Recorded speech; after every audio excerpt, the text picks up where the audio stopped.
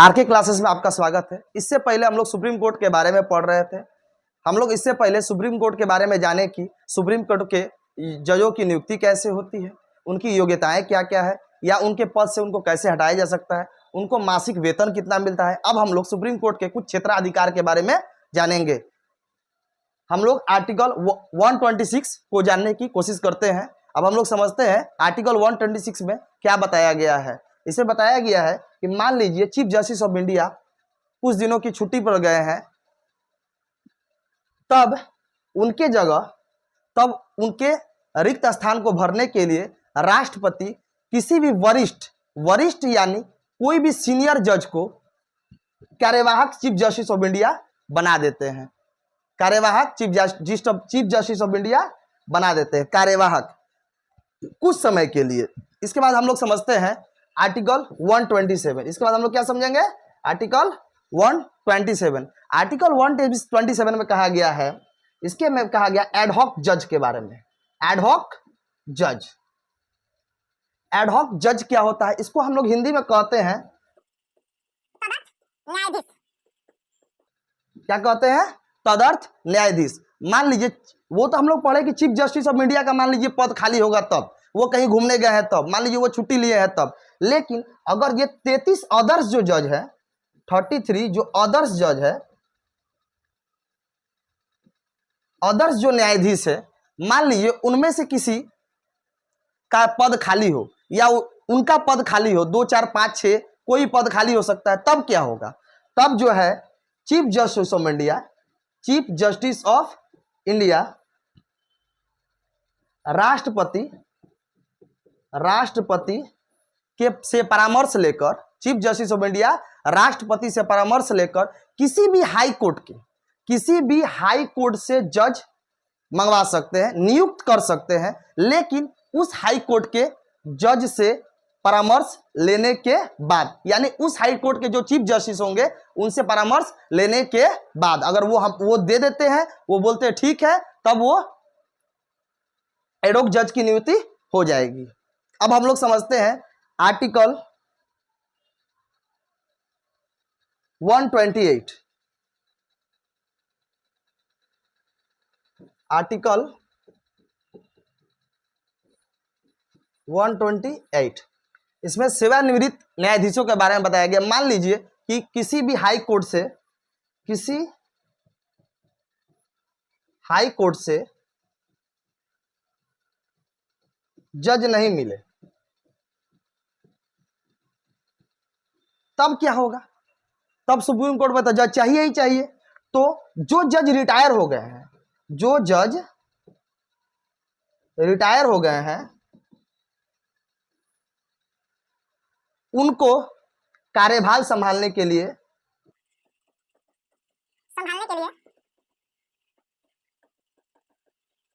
नियुक्त किया जाता है। नियुक्त किया जाता है। जो जज, अगर मान लीजिए हाई कोर्ट से जज नहीं मिलते हैं, तब रिटायर जजों को, जो जज रिटायर हो चुके हैं, उनको कार्यभार संभालने के लिए, सुप्रीम कोर्ट का कार्यभार संभालने के लिए बुलाया जाता है, कार्यभार संभालने के लिए। ओके, समझ में आया इतना दूर तक? समझते हैं आर्टिकल 129।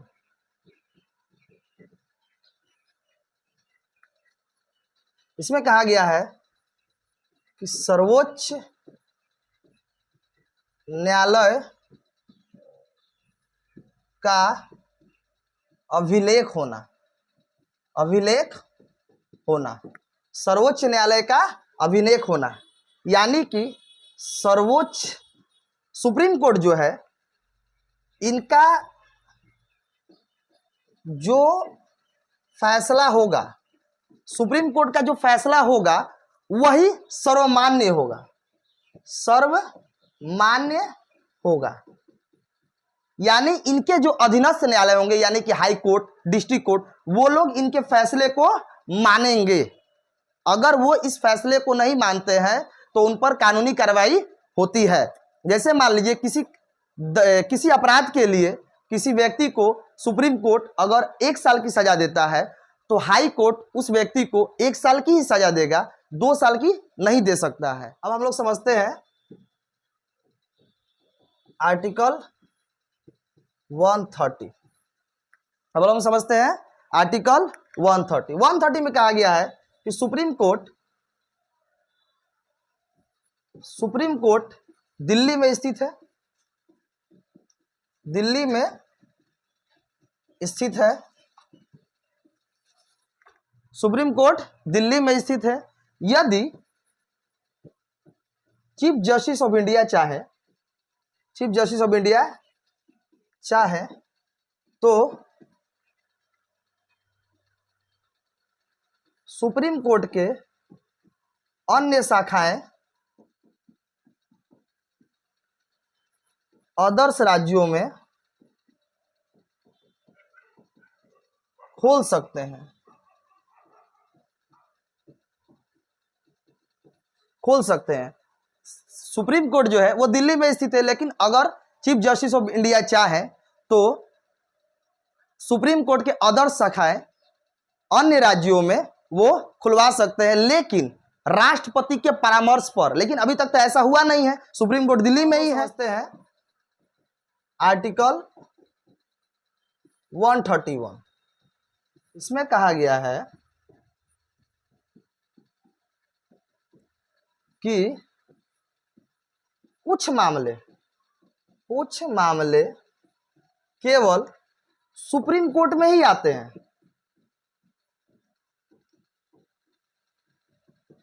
ऐसे भी कुछ मामले हैं जो केवल सुप्रीम कोर्ट में आएंगे, हाई कोर्ट या डिस्ट्रिक्ट कोर्ट में नहीं आएंगे। जैसे अगर आप एग्जाम्पल के तौर पर समझ सकते हैं कि मान लीजिए राज्य और राज्य के बीच किसी राज्य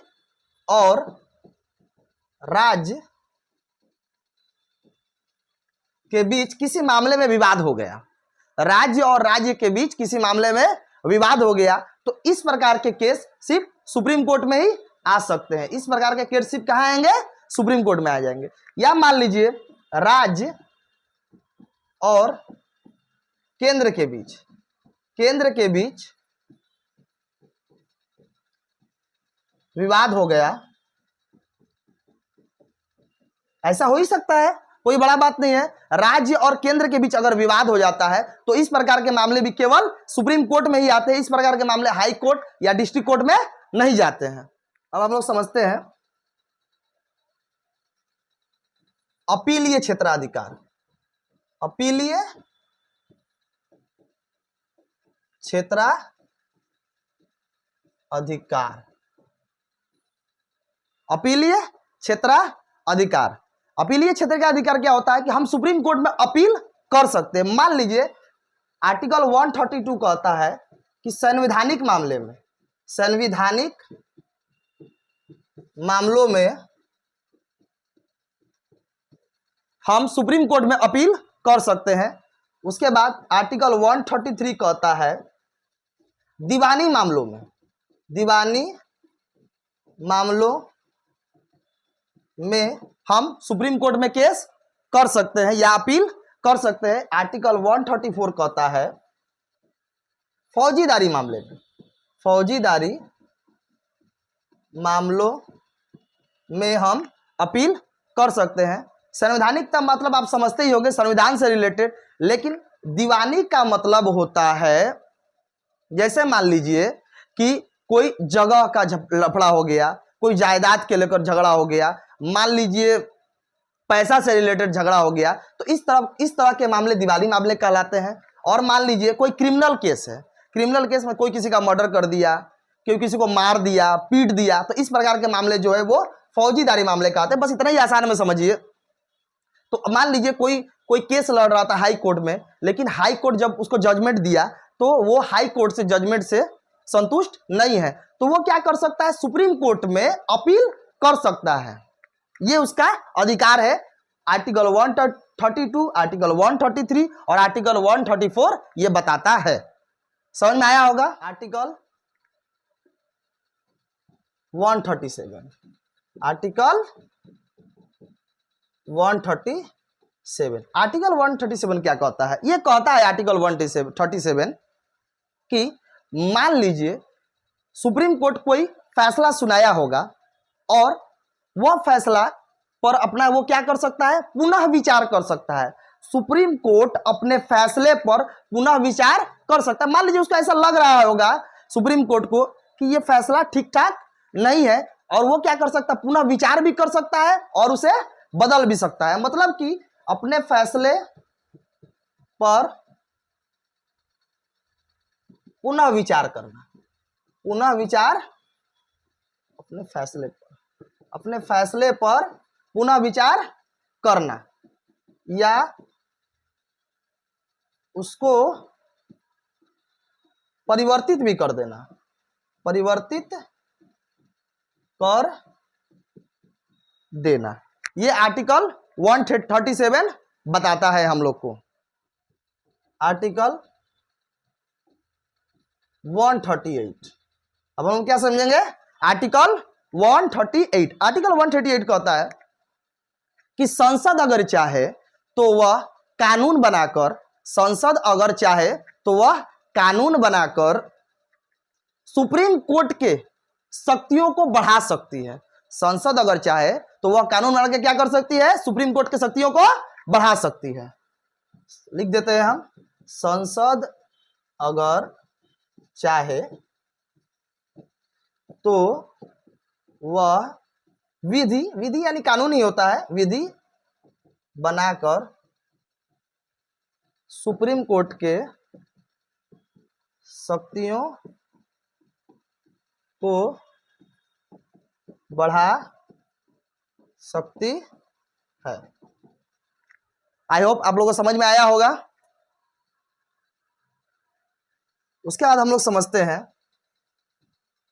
आर्टिकल 139। हम लोग समझेंगे आर्टिकल 139। अगर संसद चाहे, इसमें क्या कहा गया है कि अगर संसद चाहे तो वह विधि बनाकर सुप्रीम कोर्ट को मूल अधिकारों पर रीट जारी करने का आदेश दे सकती है। अगर संसद चाहे तो वह विधि बनाकर मूल अधिकारों पर, जो मूल अधिकार होते हैं उस पर रीट जारी करने का आदेश दे सकती है। अब रीट जारी करना क्या होता है, ये हम नेक्स्ट वीडियो में बताएंगे, रीट होता क्या है। आप लोग बस इतना ही समझिए, ये आपका सुप्रीम कोर्ट का अधिकार है। अब हम लोग समझते हैं आर्टिकल 143। आर्टिकल 143 में यह कहा गया है कि चीफ जस्टिस ऑफ इंडिया जो है, मतलब कि भारत के मुख्य न्यायाधीश जो हैं, वो क्या कर सकते हैं कि संवैधानिक मामले में, किस मामले में, संवैधानिक मामले में राष्ट्रपति को सलाह दे सकते हैं, लेकिन उस सलाह को मानना या ना मानना ये राष्ट्रपति के हक में है। राष्ट्रपति चाहे तो उस सलाह को मान भी सकते हैं और ना चाहे तो वो मान नहीं भी सकते, ये राष्ट्रपति के ऊपर निर्भर कर सकता है। लेकिन चीफ जस्टिस ऑफ इंडिया जो है भारत के, यानी कि भारत के जो मुख्य न्यायाधीश हैं, वो संवैधानिक मामले में राष्ट्रपति को सलाह दे सकते हैं। आर्टिकल 143 यही कहता है, हम लिख भी देते हैं, चीफ जस्टिस ऑफ इंडिया संवैधानिक मामलों में राष्ट्रपति को सलाह दे सकते हैं, राष्ट्रपति उस सलाह को मानने का बाध्य नहीं है, उस सलाह को मानने के लिए बाध्य नहीं है। तो हमने आज सुप्रीम कोर्ट से रिलेटेड जितने भी इंपॉर्टेंट आर्टिकल्स थे वो हमने सब पढ़ लिया। जितना इंपॉर्टेंट था हम बता दिए आप लोग को, और सब इतना भी खास इंपॉर्टेंट नहीं है। आई होप आप लोग को समझ में आया होगा।